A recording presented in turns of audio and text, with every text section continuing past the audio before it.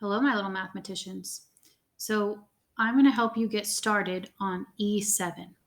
I'm going to do problem numbers 2 and problem 4, as well as problem 10 and 11 with you. Okay, so first off, if it asks you to determine whether something is a solution, they're basically asking you to check their answer and see if it's correct. So I'm going to substitute in a 75 for W, right? And then see if it ends in a true statement. No, it didn't. 109 does not equal 99. So it wasn't true, and therefore it wasn't a solution. So how we do that is we write the first part of it, and then we just substitute in what we think the answer should be. They think that it's 49. And then you just simplify it. Okay, so on the left you have that that's a 51, and on the right you have 100 minus 49. So let's borrow. And 10 minus 9 is 1, 9 minus 4 is 5, 0 minus 0 is 0. So that equals 51. Does 51 equal 51? Yes, that is a true statement. So yes, 49 was indeed the correct answer to put in there. Okay, the next one. You have K, but what do they think K is? They think K is 42. Plus 13 equals 55. And 42 plus 13, let's go ahead and add those.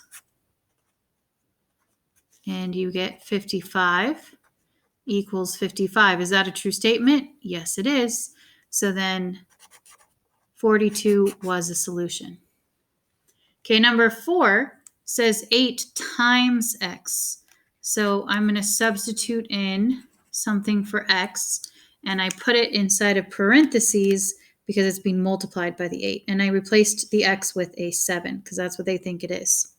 And now I just simplify. 8 times 7 is 56 equals 64. Is that a true statement? No, 56 does not equal 64. So that is not a solution. Okay, we want to see the original equation. We want to see what it equaled at the end. If it was an equality statement or a true statement, then put an equal sign. If it ended not true, put a slash through it. And if it's a true statement, it's yes. If it's not a true statement, then no, it's not a solution. Okay, that's what we're going to show for the top part.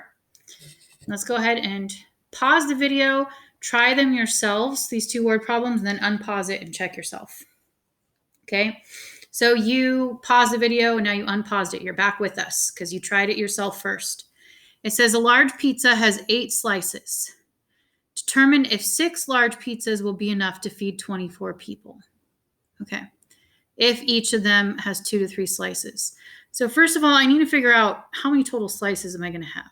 I have 6 pizzas, and each pizza has 8 slices. So that's a total of 48 slices. This is a total number of slices that I have.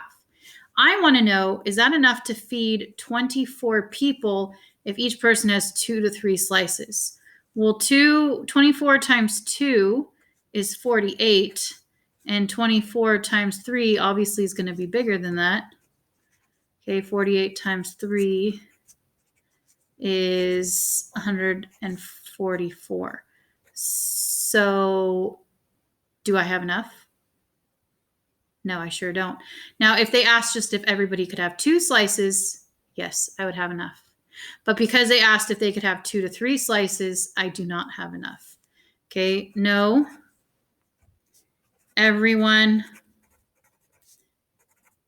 would get exactly 2 slices. There's not enough for anyone to have 3 slices.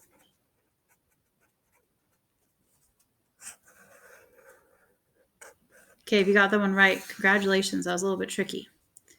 Okay, for the next one, again, go ahead, pause it, try it yourself, and then come back and check with us.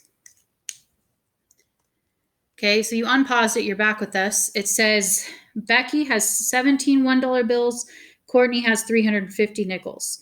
Do the 2 girls have the same amount of money? Well, let's determine how much each person has. Becky versus Courtney. Okay, Becky has 17 $1 bills. So 17 times $1, she has 17 total dollars exactly. That was simple. Courtney, on the other hand, has 350 nickels. So a dollar is worth 1.00, right? And a nickel is not worth 5 because otherwise that would be like $5 in comparison to that one. It's 0.05 for a nickel, right? So I need to multiply 350 times 0.05. So that's 0. 5 times 5 is 25. 3 times 5 is 15, plus 2 is 17. 0 placement holder, and then 0, 0, 0, because 0 times everything is 0. 0, 5, 7, and 1. There's 2 numbers after the decimal, so I need 2 numbers after the decimal there. So Courtney has $17.50, and Becky has $17. So do they have the same amount of money? No.